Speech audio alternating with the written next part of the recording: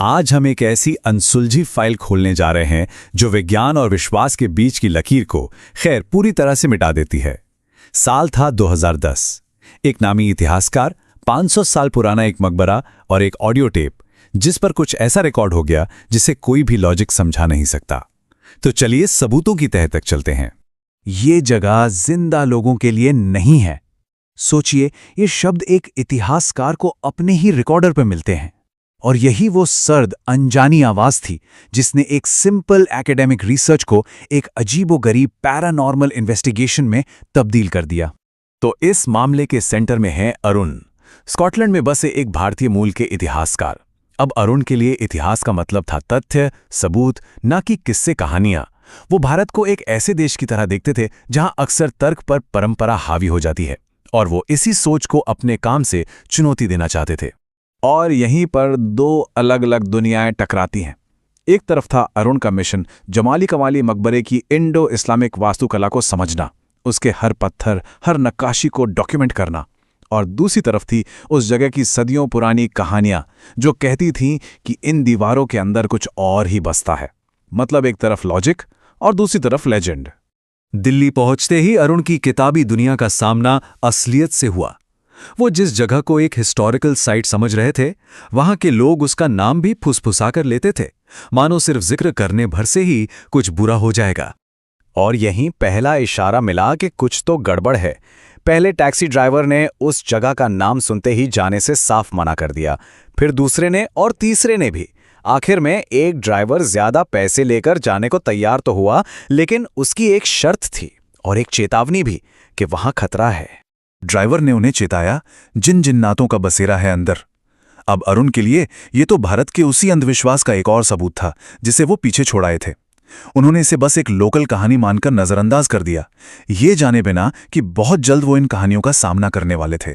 मकबरे के अंदर पहुंचकर अरुण को काफी सुकून मिला। उन्होंने दीवारों की खूबसूरत नक्काशी, शांत माहौल और उसके ऐतिहासिक वैल्यू पर फोकस किया। वो सब चेतावनियां अब उन्हें बस एक मजाक लग रही थीं। उनका काम शुरू हो चुका था। और तभी वो हुआ जिसका कोई लॉजिक नहीं था। एक बिल्कुल खाली कमरे से एक साफ आवाज ने पूछा, यहां किस नियत से आए हो? अरुण चौंक गए, पर उनके लॉजिकल दिमाग ने फौरन एक वजह ढूंढ ली। थकान, जेट लैग, या शायद बस हवा का झोंका होगा। लेकिन कुछ ही देर बाद एक और घटना हुई। दरवाजे के ठीक बाहर से फुसफुसाने की आवाजें आने लगीं, जैसे कई लोग बातें कर रहे हों। पर जैसे ही उन्होंने दरवाजा खोला तो गलियारा बिल्कुल वीरान था। अब जेट लैग से ये सब तो नहीं हो सकता था। बेचैनी बढ़ने लगी थी। और फिर कुछ ठोस दिखा, एक परछाई जो तेजी से आगे बढ़ी और एक गलियारे में गायब हो गई।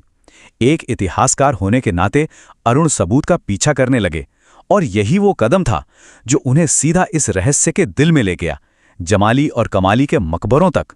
तो अब सवाल ये था, क्या ये सब उनके थके हुए दिमाग का कोई खेल था जो उन्हें धोखा दे रहा था, या फिर क्या कोई अनदेखी ताकत उन्हें जानबूझकर उस जगह के सबसे गहरे राज की तरफ खींच रही थी?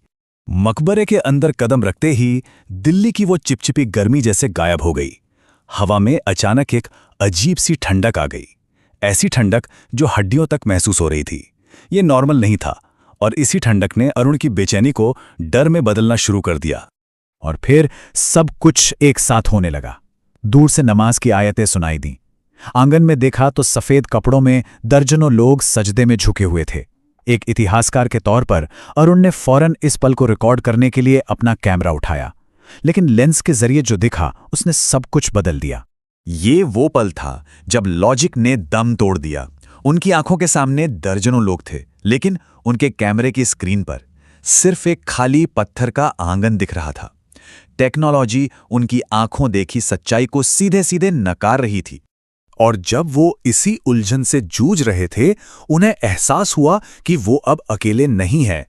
मकबरे के एक अंधेरे कोने से एक लंबी इंसानी परछाई उभरी, जिसकी आंखें एक अजीब नीली रोशनी से चमक रही थीं। अरुण उस मकबरे से जैसे तैसे भागे, लेकिन वो अनुभव उनके साथ उनके होटल के कमरे तक आ गया। सबसे परेशान करने वाला सबूत तो अभी भी उनके कैमरे में कैद था। एक ऐसा सबूत जो उनकी तर्क की दुनिया को हमेशा के लिए तोड़ने वाला था। और यही इस केस फाइल का सबसे चौंकाने वाला सबूत है। विजुअल डेटा 0, कुछ भी रिकॉर्ड नहीं हुआ सिवाय एक सफ़ेद स्क्रीन के। लेकिन ऑडियो ट्रैक पर अरबी आयतों की साफ गूंजती हुई आवाज़ें थीं, जबकि अरुण के मुताबिक मकबरे में उस वक्त पूरी तरह से शांति थी। मतलब ये एक नामुमकिन विरोधाभास था। ऑडियो और विजुअल डेटा एक ही डिवाइस पर एक ही समय में रिकॉर्ड हुए थे, फिर भी वे दो बिल्कुल अलग अलग हकीकतें दिखा रहे थे। ये एक तरह का अलौकिक फिंगरप्रिंट था, एक ऐसा निशान जिसे कोई भी जानी मानी टेक्नोलॉजी नहीं छोड़ सकती। हम इस केस फाइल को खुद अरुण के अपनी आखिरी रिपोर्ट में लिखे शब्दों के साथ बंद करते हैं। ये एक कट्टर संशयवादी के सरेंडर जैसा है, एक ऐसे एकेडमिक का कबूलनामा जिसने कुछ ऐसा दर्ज किया जिसे विज्ञान समझ नहीं सकता। जमाली कमाली सिर्फ एक पुरानी इमारत नहीं बल्कि एक ऐसी जगह है जहां कुछ आवाजें कभी खत्म नहीं होती। तो अरुण का ये मामला हमें एक आखिरी सवाल पर लाकर छोड़ देता है। जब टेक्नोलॉजी और आपका अनुभव एक दूसरे के खिलाफ गवाही दें, तो हम किस पर यकीन करें? इतिहास की सीमा कहाँ खत्म होती है और वो खौफ कहाँ से शुरू होता है जिसे हम समझा नहीं सकते? शायद इसका जवाब हमेशा एक राज ही रहेगा।